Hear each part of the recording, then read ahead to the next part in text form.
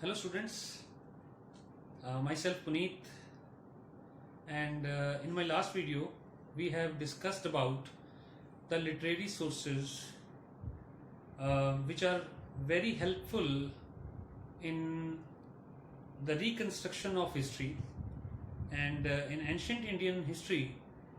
Today we will discuss about the archaeological remains, archaeological sources.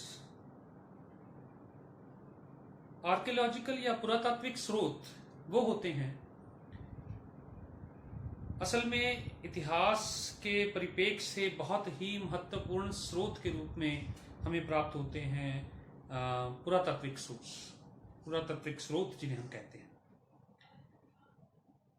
खुदाई में हमें बहुत कुछ प्राप्त होता है, जैसे पुरानी बिल्डिंग्स, उनकी पॉटरी, मृदभांड जिन्हें कहते हैं, गहने, हड्डियां और बहुत कुछ जिसके बारे में आज हम डिटेल में बात करेंगे। ये सारे बहुत ही महत्वपूर्ण स्रोत हैं ये जानने के लिए कि उस समय का इतिहास क्या रहा होगा। जैसा कि पिछले लेक्चर्स में हमने डिस्कस किया है कि इतिहास जो रिटन फॉर्म में हमें मिलता है वो तकरीबन 600 बीसी से मिलना शुरू हुआ है। और 600 बीसी के पहले जो इतिहास, जैसे हमने 3 पीरियड में डिवाइड किया था इतिहास को, pre history, proto history and history. तो प्री हिस्ट्री का जो पीरियड है वो आर्कियोलॉजिकल सोर्सेज से डील करता है। उसमें हमें जो प्राप्त होते हैं खुदाई से, जो भी हमें आर्टिफैक्ट्स प्राप्त हुए हैं, उनके आधार पर हम उस समय के इतिहास का जो है विवरण कर सकते हैं। सो आज हम अपने इस वीडियो में बात करेंगे आर्कियोलॉजिकल सोर्सेज की। सो सबसे पहले हम लिखेंगे यहां पे आर्कियोलॉजिकल सोर्सेज।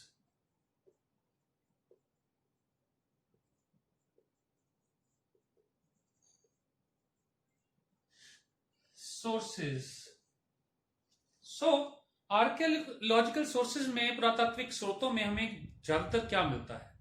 पुराने समय की जो बिल्डिंग्स जो जमीन में दब गई थी, जैसे फॉर एग्जांपल हम लेते हैं इंडस वैली सिविलाइजेशन या हड़प्पा सभ्यता।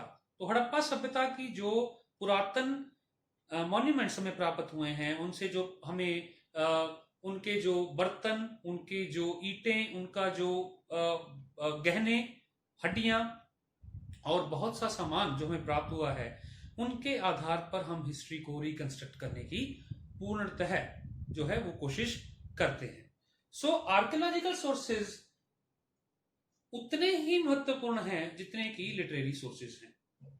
अब जैसे कि मैंने आपसे पहले कहा है कि प्री हिस्ट्री का जो पीरियड है, अगर उसकी बात करें तो उसके लिए हमें सबसे महत्वपूर्ण जानकारी प्रदान करते हैं ये आर्कियोलॉजिकल रिमेन्स या सोर्सेस। इवन प्रोटो हिस्ट्री के लिए भी जब डेवलपमेंट हो रही थी, जब तरक्की हो रही थी, रचना हो रही थी लैंग्वेज की, भाषा की, चिन्हों की, उस समय भी उसकी समय की जानकारी भी हमें पुरातात्विक सोर्सों से बहुत इंपॉर्टेंटली मिलती है। इसके अलावा हम बात करें अगर ऐतिहासिक समय की यानी हिस्टोरिकल पीरियड की, तो उसमें भी इनका महत्वपूर्ण योगदान है। फॉर एग्जाम्पल अगर आप बात करें, मैं आपको बात बताता हूं कुतुब मीनार की, तो आपके माइंड में एक पिक्चर आ जाती है कुतुब मीनार कैसा हो।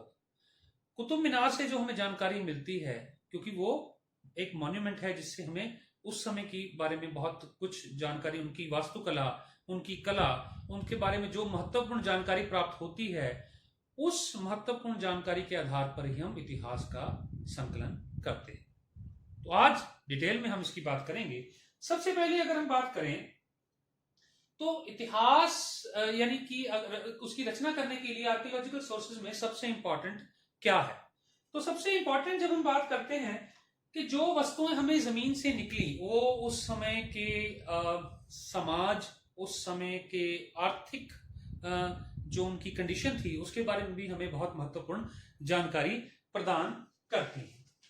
सो उसके लिए हम सबसे पहले अगर बात करें तो आर्कियोलॉजिकल सोर्सेज से कौन कौन से पीरियड हमें पता लगते हैं। तो सबसे हम पहले बात करेंगे वो है पेलियोलिथिक पीरियड।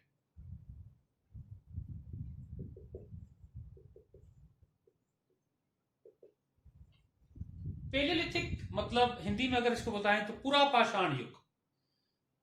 मनुष्य जब धरती पर आया तो सबसे पहले उसने पत्थरों से औजार बनाने शुरू किए, पत्थरों से हथियार बनाने शुरू किए। इस समय को हम पत्थर युग कहते हैं। और पत्थर युग भी डिफरेंट डिफरेंट स्टेजेस पे होकर निकला। अपर पैलियोलिथिक, मिडल पैलियोलिथिक एंड जो है हम कहते हैं पैलियोलिथिक पीरियड जो है हमें प्राप्त होता है। सो पैलियोलिथिक पीरियड के बाद हम आते हैं मेसोलिथिक पीरियड। मेसोलिथिक पीरियड ये है मध्य पाषाण युग, जब इंसान के जो औजार थे उनमें चेंजेस आने शुरू हो गए। पैलियोलिथिक पीरियड में बड़े बड़े औजार मिलते थे और जिन्हें हम मैक्रोलिथ कहते हैं, और मेसोलिथिक पीरियड के आते आते ये माइक्रोलिथ में कन्वर्ट हो गए।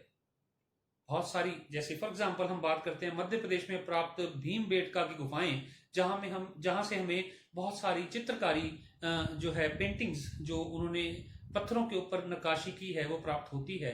तो इससे हम कह सकते हैं कि ये जो पीरियड था ये डेवलपमेंट का पीरियड था, प्रोग्रेस का पीरियड था, ग्रोथ का पीरियड था, जो हमें आगे ले जाता है। तीसरे जब हम बात करते हैं तो वो है न्यूलिथिक पीरियड।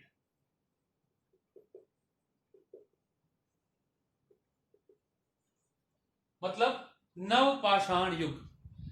ये वो समय है जब इंसान और तरक्की कर गया और ग्रो कर गया और आगे बढ़ता गया, और हम ये मान के चल सकते हैं कि इस पीरियड के अंत तक वो सेटलमेंट की तरफ बढ़ चुका था।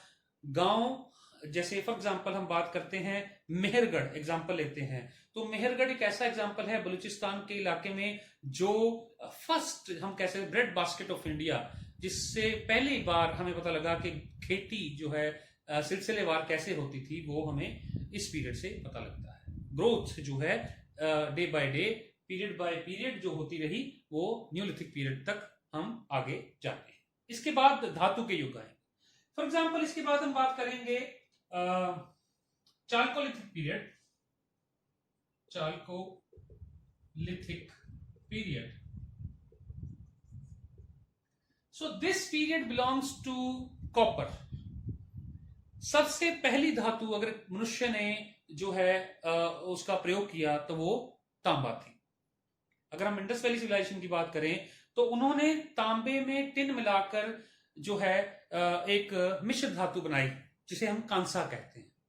क्योंकि तांबा बहुत नरम धातु है, उससे औजार नहीं बनाए जा सकते, तो इसीलिए उसमें टिन की मिलावट करके इन्होंने जो है कांसा जिसे है उसकी रचना की, ब्रॉन्ज जिसे हम कहते हैं इंग्लिश में, उसकी रचना जो है हमें प्राप्त होती है। तो ये चाल्कोलिथिक पीरियड है। उसके बाद हमारा जो अगला है पीरियड वो है iron age. So iron age belongs to लौह युग। सो लौह युग क्या होता है? अब इतिहास के जो विद्यार्थी हैं उन्हें पता होगा कि अगर हम बात करें लोहे की तो इसका जो है एक्सटेंसिव प्रयोग जो किया वो आर्यों ने किया। आर्यों ने लोहे से बहुत सारे इलाकों का, जंगलों का सफाया किया और उन जगहों को, इलाकों को जो है उन्होंने खेती, कृषि योग्य जो है वो बनाया। सो बड़ा इंपॉर्टेंट, इसके बारे में जो हमें जानकारी प्राप्त होती है वो आर्कियोलॉजिकल सोर्सेज से होती है।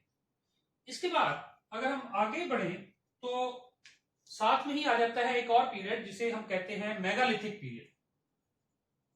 मेगालिथिक पीरियड, मेगालिथ यानी बहुत बड़े पत्थर। यह भी एक ऐसा पीरियड था जहां बहुत बड़े बड़े पत्थरों का प्रयोग किया। जहां शव दफनाए जाते थे उसके इर्द गिर्द बहुत बड़े बड़े पत्थरों का एक विशाल गोलाकार आकार का एक पत्थर जो है वो खड़े कर दिए जाते थे।